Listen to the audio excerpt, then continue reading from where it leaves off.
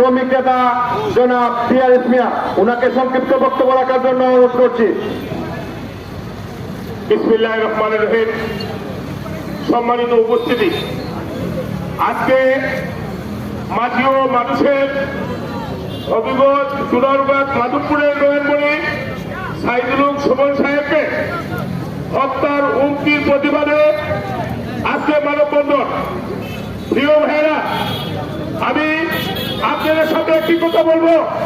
আমরা জীবনে অনেক এমপি পেয়েছি, অনেক মন্ত্রী পেয়েছি, কিন্তু আমরা এই ব্যারিস্টার সুমন সাহেবকে এমপি বানানোর পর আমরা যা অনুভব করেছি যে চুনারগঞ্জ মাধবপুরের একমাত্র রূপকার ব্যারিস্টার সুমন সাহেবই যথেষ্ট। কিন্তু আজকে কি দেখা যাচ্ছে, যে ব্যক্তি 2 বছরের মধ্যে চুনারগঞ্জ মাধবপুরকে একটি সিঙ্গাপুরে রূপান্তরিত করার ঘোষণা দিয়েছে, তারপরে ষড়যন্ত্র চলেছে যে চুনারগঞ্জ মাধবপুরে এমপি মহোদয়কে ক্লিয়ার পানি নিয়ে হত্যা করার জন্য। আমি তাদেরকে সতর্ক করতে চাই, চুনারগঞ্জ এবং মাধবপুরের মানুষ আমরা রক্ষা দেব, তারপরে ব্যারিস্টার সুমনকে কিছু এত দিব না।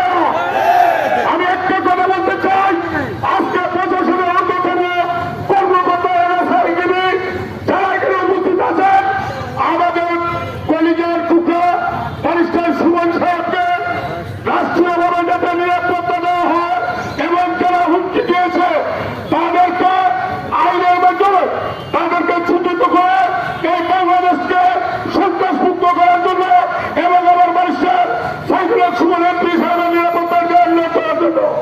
অথবা আমরা শ্রমিক নেতা, আপনারা জানেন এই বাংলাদেশের এই চুনারগঞ্জকে পরিচিত করেছে একমাত্র ব্যারিস্টার সুমন সাহেব। বিশ্বের প্রতিটি জায়গায় আজকে চুনারগঞ্জ ফেরার জন্য যে পরিচিতি লাভ করেছে, আমরা স্বাধীনের পরে আজও পর্যন্ত চুনারগঞ্জের বিশ্বের কোন জায়গায় পরিচিত ছিল না। আজকে ব্যারিস্টার সুমন এমপি হওয়ার পর আজকে আমরা চুনারগঞ্জ সারা বিশ্বের মধ্যে পরিচিতি লাভ করেছি। সেই জন্য ব্যারিস্টার সুমনকে বাঁচায় রাখার জন্য আমরা পরিচয় রক্ত দেব, তারপর ব্যারিস্টার সুমনের একটি প্রসঙ্গ ব্যবস্থা হতে দিব না। আমি সর্বশেষ প্রশাসনিক প্রতি দৃষ্টি আকর্ষণ করে আমার বক্তব্য শেষ করলাম। আসসালামু আলাইকুম বন্ধু বান্ধব আদাব। ধন্যবাদ। আমি এই পর্যায়ে বক্তব্য দেওয়ার জন্য অনুরোধ করছি চুনারঘাট পৌর যুবলীগের যুগ্ম আহ্বায়ক মাজেদুল হোসেন লুবন ভাইকে বক্তব্য দেওয়ার জন্য অনুরোধ করছি।